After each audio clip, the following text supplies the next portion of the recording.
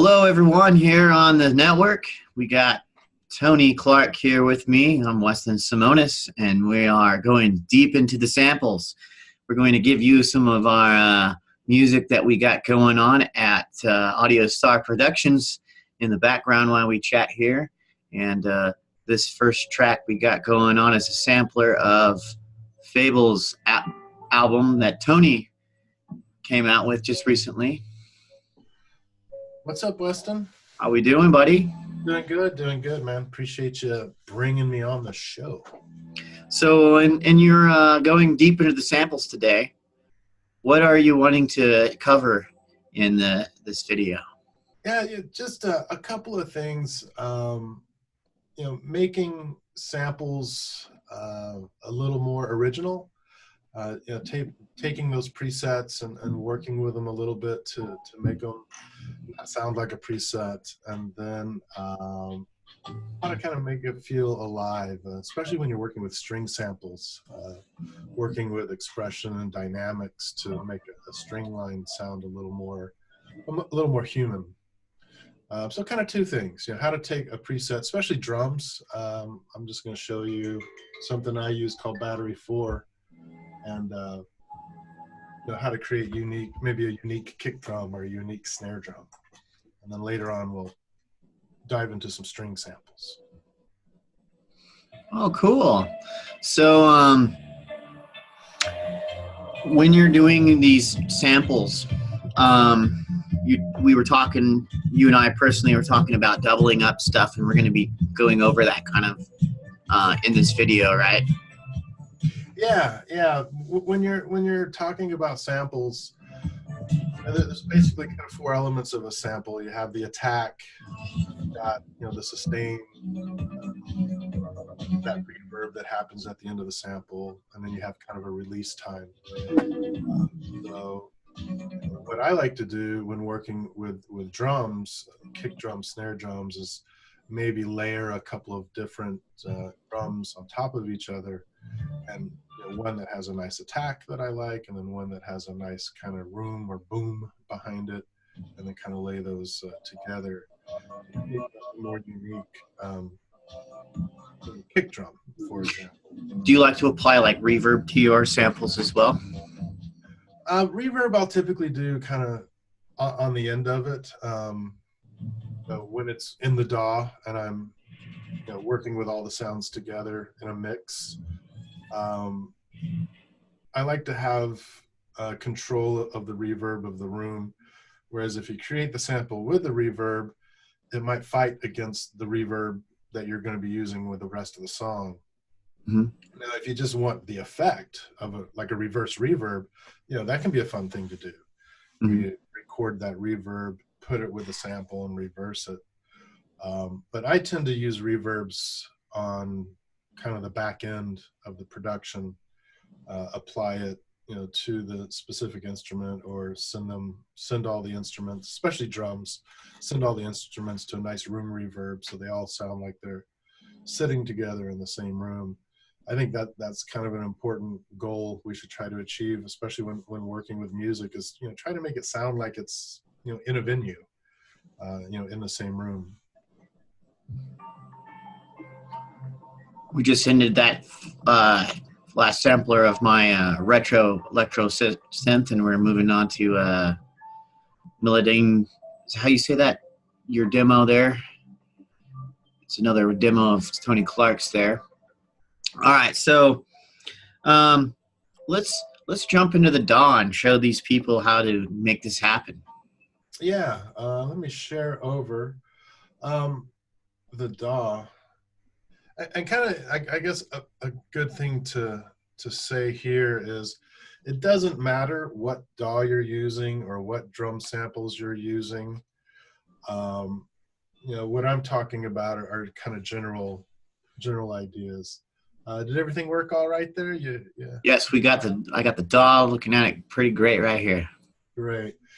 So, for example, I use, here I've got a program called Battery 4, which is a drum program, but by no means am I selling Battery 4 or anything like that. These are just kind of overall concepts. that that can be applied to any, you know, any drum work area or any DAW. I use a DAW that not a lot of people know about called Cakewalk. It's kind of older, but now it's renewed. So anyways, you know, these are ideas that that you can just, you know, carry on with any type of sampler that you have. So let's jump into a kick drum. We'll just, you know, kind of play with, we'll grab an 808. And I might need to turn this up just a touch. How are we doing with that? Sounding great over here. I can hear it pretty well. So, you know, to my ear, and this may not translate, you know, through the speakers and over the internet, it's got kind of a soft attack and then this kind of ring out of a room. So if I maybe pop into a 909 here, now this has a little more attack in it.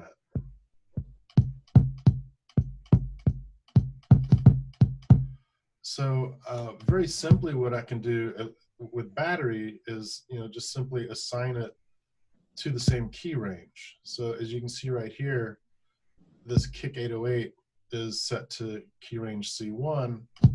Now I can take the kick 909 and also set it to C1, and now they're layered. You can see how they both light up together. Now I particularly like the kick, or the attack of the 909. So you could even do this with a wave sample, let's say, in your DAW, where in this 808, I want that kind of roomy sound. So I'm going to actually slide the attack off. So this was the attack for the 808. So I'm going to turn it off, and I want to. It's kind of important when you're working with waves to get it at the top or at the bottom of one of the crests, if that makes sense. Yes. You don't want it in the middle, kind of cutting it off. Yeah, you don't want to split a wave like there in the middle. You want to split a wave at the crest or the bottom. So now I've got the attack of the 909 with the room, or the with the room of the 808. And let's see if I turn it up, if you can kind of hear as I slide, bring back the attack. So oh yeah, you can hear the difference in that attack there. Yeah, boomy and kind of woofy. So I want a clean attack and a clean end. And there we go. That made it have a little more punch to it and less of little room.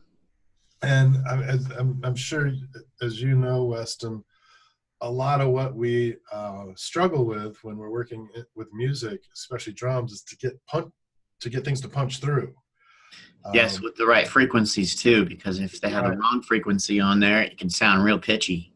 Right, and so if we're not getting a good sample to begin with, then we're kind of in that cleanup mode in the mix, trying to get something to punch through, you know, trying to do, you know, side chaining and, you know, all kinds of EQ moves and things like that.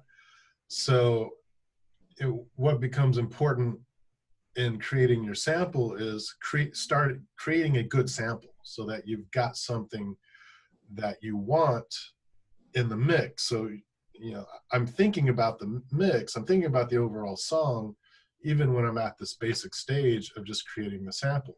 I know, you know, if this is going to be, you know, a piece of dance electronica, you know, I want that kick to have a nice crack to it. So I'm going to create that sample. And also what I've done now is I've blended together an 808 and a 909.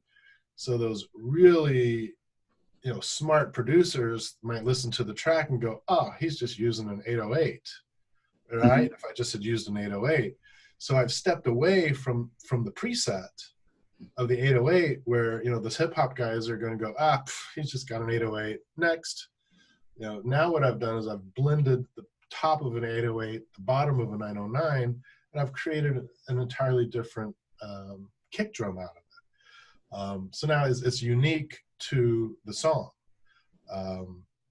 which is kind of an important factor too when you're in, when you got your producer's hat on, is you want that piece of music to kind of stand out. And so by applying these tactics of making a sample your own and layering different sounds over it, when what I'm doing here is all from this, from a kick drum. You ever have phasing issues sometimes with certain samples? You'll get into phasing issues if you start cutting those samples in the wrong place. Mm-hmm. So, if I'm cutting that sample at a crest or at a trough, I should be in pretty good shape, because everything should lay up together. Now with your DAW, most DAWs that I know of, you can really zoom in on a sample or on a wave and make sure that your waves are starting together, right? And Mm-hmm. if your waves are starting apart from each other and doing this, that's your phasing issue. You want your waves to be moving together. And that can be fixed either with your phase reverser on your DAW if you have one, or you can just go in there and shift that wave around until your crests match and your troughs match.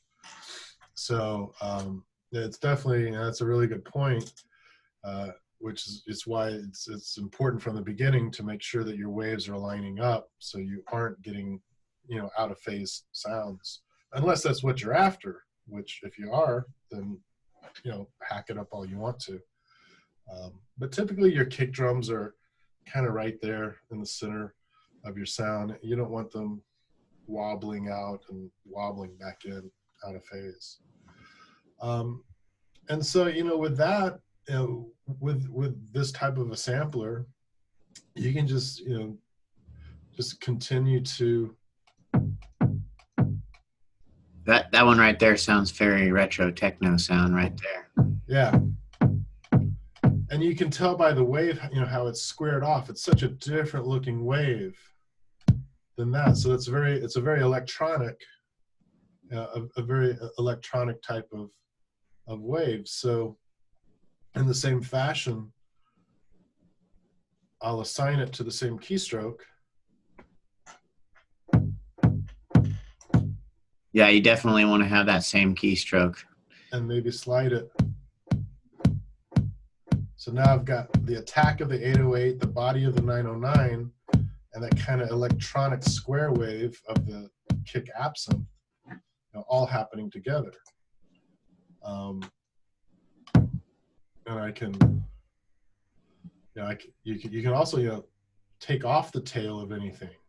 If I just want the attack of the 909, and I just want the body part here. This is a pretty cool sampler you got going on right here for kicks and drums. Yeah, battery 4, it's a contact. Because in my DAW, I'd have to go in there and actually cut it like that. Yes, yeah. I mean, if you've got a sampler that can do it, it can make it all the easier. Again, I'm not, advocating battery 4 because, well, they didn't pay me to advocate battery 4. I mean, I could do that inside Iris 2. Yeah, it'd be a little different though. Of any sample, program, any drum program where you have the ability to move around things. Now you could do the same thing in your DAW, and maybe we'll do that another time. We'll actually record these into the DAW just as they are, and we'll do some cutting and blending and achieve the same effect. Crossfading them into each other. Yeah. Just cutting and trimming it in the DAW, but that could be something for a future episode. But yeah, that's a basic approach right there, Mm-hmm. where you've taken a couple of 2 or 3 samples, you have an attack, kind of a midpoint, and then how it rings out, and you make something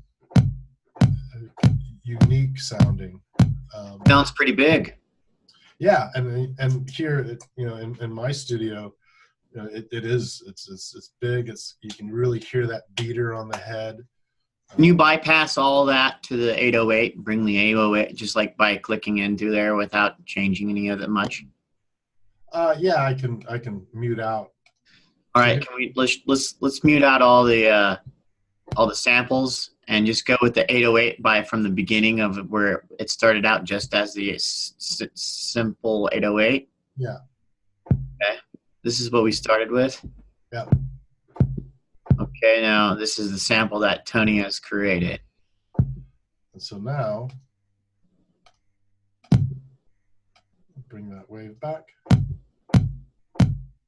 So now it's got a massive attack on it now. Yeah.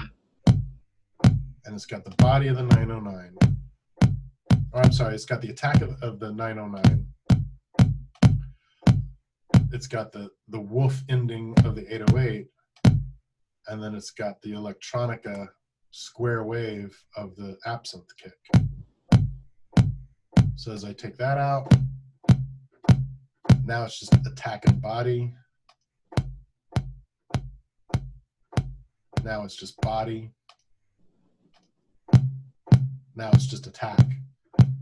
Which that's kind of an interesting thing, just all by itself. Yeah. Just the attack of a kick drum. But once you bring it all together, make a nice bologna sandwich out of it. You've got a big sounding electronic kick. Here in the studio, it doesn't always translate over the internet into other audio. But that's and you can do that with snares. You can do that with tambourines. It doesn't.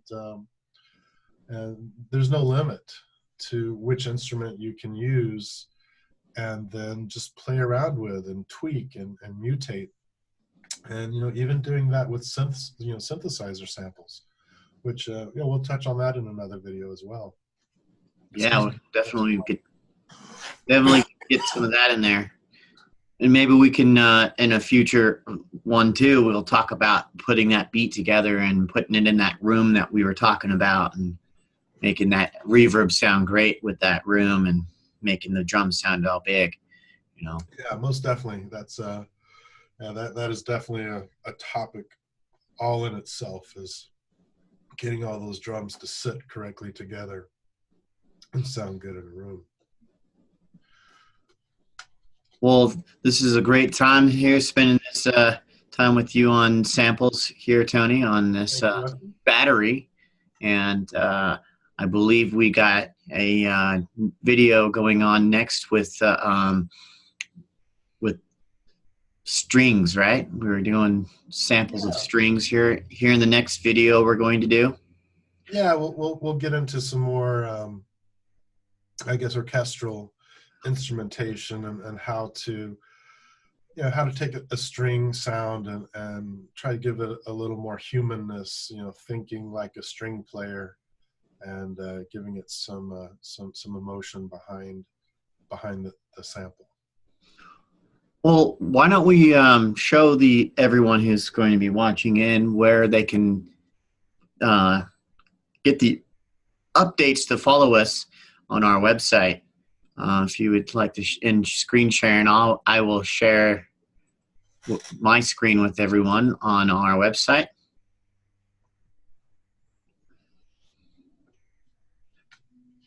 Right.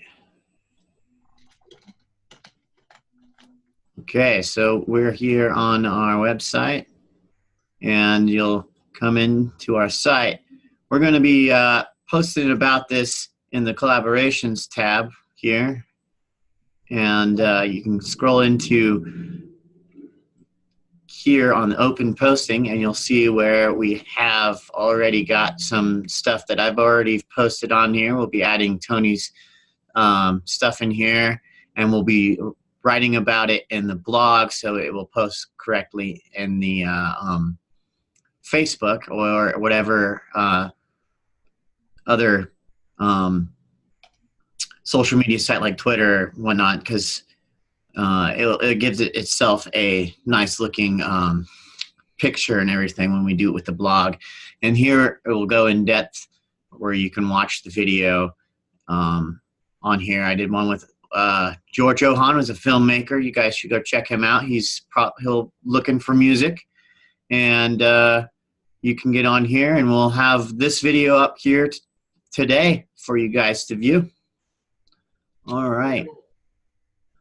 I love the website. Thanks, buddy. I'm excited to be a part of it. Thanks for inviting me. Oh, absolutely. You know, we're here to create a good songwriting team in it, and you've been a good asset of a partner of songwriting together with here to bring people to the site and add to your music to it and bring in ideas to help out. Yeah, that's. I think it's important, you know, getting as many artists together as possible to collaborate and create. You know, it's you come up with such more uniqueness when you're working with other artists. Right. Absolutely. And I think we've been talking about doing some horror sounding tracks and some orchestral stuff. Tony and I have been nailing the orchestral stuff, putting that together on our site. So we have some of that options for people to come listen to and purchase for their films. We're working on all kinds of stuff. We'll be working on some techno, working on all kinds of stuff like that. Yeah, and custom, you know, for those TV producers, film producers, commercial producers that, you know, want to step outside of the library. Weston and I will gladly work custom music. You know, pitch us an idea and let us write some music for it. Make a good art. We also do film scoring. So if you want to send us your film and you need custom music right directly to it with sound effects, we can do those kinds of things. We can bring it up in our software and make it happen for you. So true. So true. We'll see you in the next video. All right. We'll see you there.